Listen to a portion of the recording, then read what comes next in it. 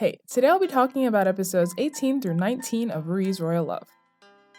The Emperor starts investigating to find out what caused Yi's miscarriage. Since she was staying with RuYi, it makes sense to start there. They start checking all the things that came into contact with her while living with RuYi. RuYi is looking suspicious as hell. Before long, RuYi is called in to see the Empress Dowager, the Emperor, and the Empress. Quite a fearsome trio. Jia also makes sure to bring Mei along, promising that the culprit responsible for her miscarriage will finally be revealed. The Empress says she has found out that Yi's baby died due to mercury poisoning, which she suspects is the same thing that happened to Mei. So yes, seafood can be dangerous to pregnant women depending on the fish and its mercury levels, but even the amount they were eating shouldn't have been enough to cause a miscarriage. The problem is, someone put mercury in the fish food to increase the amount of mercury in the fish, and was also burning it in the charcoal so the woman would inhale it. The Empress says they are checking everyone's palaces to figure out who is responsible, as if there's any doubt where they will find it. Surprise, surprise, the Empress's maid says they discovered the offending substance in RuYi's room. Crushed cinnabar, a mineral known for its high mercury content. Yep, take a big old sniff, that's smart. The Empress notes that the box smells of RuYi's signature perfume, as if that's evidence, and with that, the show starts.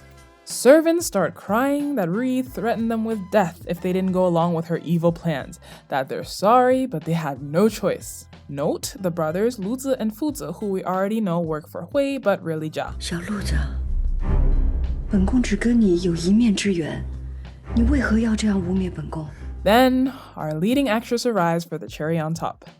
RuYi tells everyone that she was forced by RuYi to do evil. RuYi doesn't say a word, but wow, is this scene insanely good. She is such a phenomenal actress.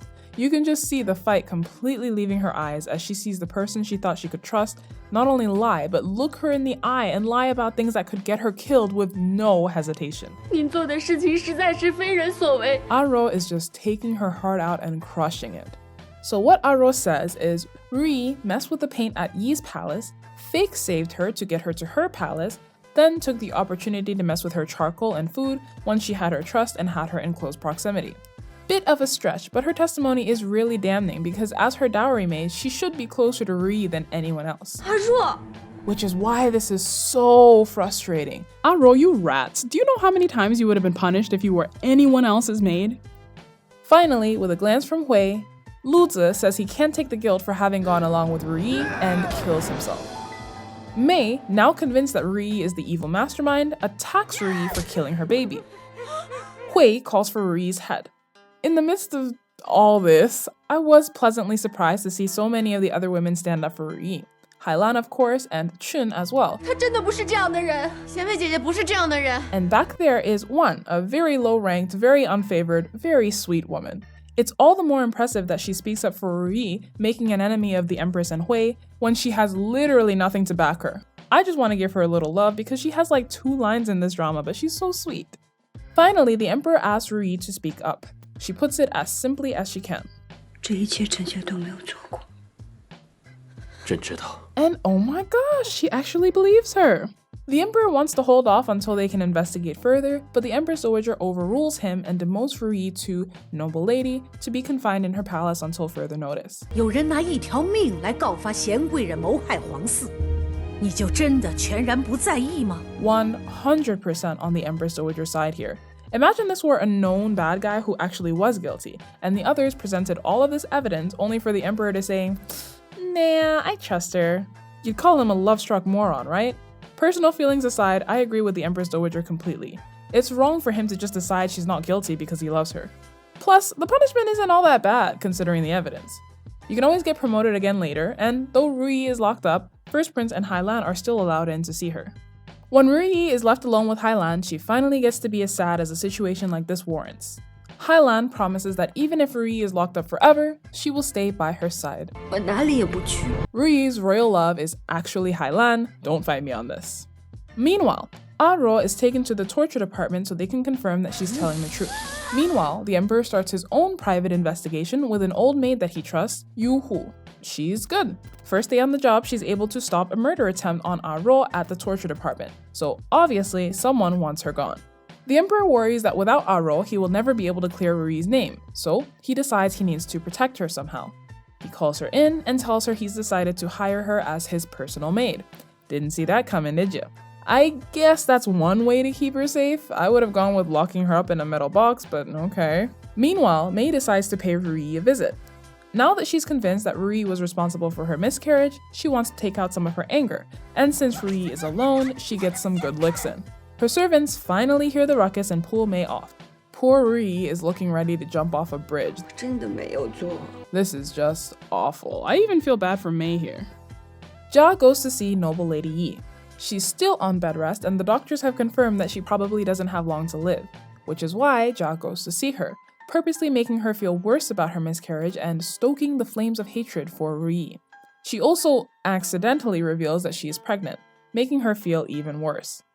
Since Yi is close to death, Jia is hoping that she will do something crazy as her final act. Ice cold, Jia. Finally, Jia goes to the emperor to tell him about her pregnancy. She should have reported to the empress first, but who knows how she would have reacted. So she makes up an excuse about why she couldn't tell the empress first, hinting that she's a little worried about her reaction, and the emperor says, in order to avoid the empress getting upset that Jia didn't tell her first, they'll say she didn't know she was pregnant, she was sick, and the doctor found out as he was checking her out, completely bailing her out and making the empress look bad without outright saying that the empress is an evil dictator. Not to mention, look at the emperor patting himself on the back for his good idea. Jia gets promoted to imperial concubine. She is amazing. She has to be putting in a solid 40 hours a week just scheming. 凭他们谁在我前头遇袭也没用，这皇上登基后的第一个贵子，非得是我的儿子。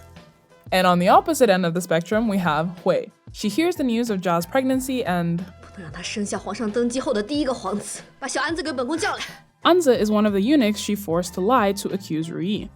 Her maid has to remind her that they've already framed RuYi for that crime, so they can't just do it a third time. So dumb. Thanks to Jia's meddling, Yi decides to visit RuYi as well. Security at RuYi's palace is tragic. Do you not see this horror movie shaky cam? Matters are afoot, where are you guys? Yi tries to kill RuYi with her hairpin, but Hailan protects her with her body, getting stabbed in the process. The servants finally show up to detain her, and the injured Hailan goes to the emperor. But before there can be any repercussions, Yi dies. The poor emperor is of course heartbroken and in mourning after losing now 2 babies and a noble lady. Nah, just kidding. Not 5 minutes into Aro's first shift, he starts flirting with her. If you can even call it that. I am disgusted. She's taken to bed and becomes a first-class female attendant living in Jia's palace. So she's now Shen Changzai, but I'll still call her Aro because I don't respect that.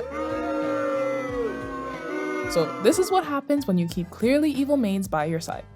Okay, no, I don't actually blame RuYi, but there were so many signs that Aro was a rotten apple. It turns out that on the night when Aro was forced to kneel for offending Lian Xin, Jia found her and turned her over to the dark side, which is why she came home so early that night.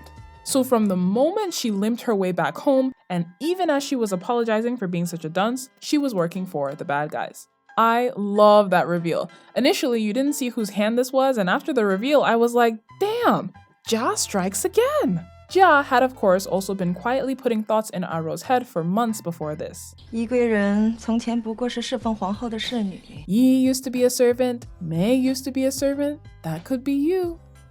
If only RuYi wasn't so bent on keeping you down. Okay, gotta go! Aro was definitely like this from the start, but Jia's influence was once again the deciding factor. Jia is also the prime suspect for whoever tried to kill Aro at the torture department.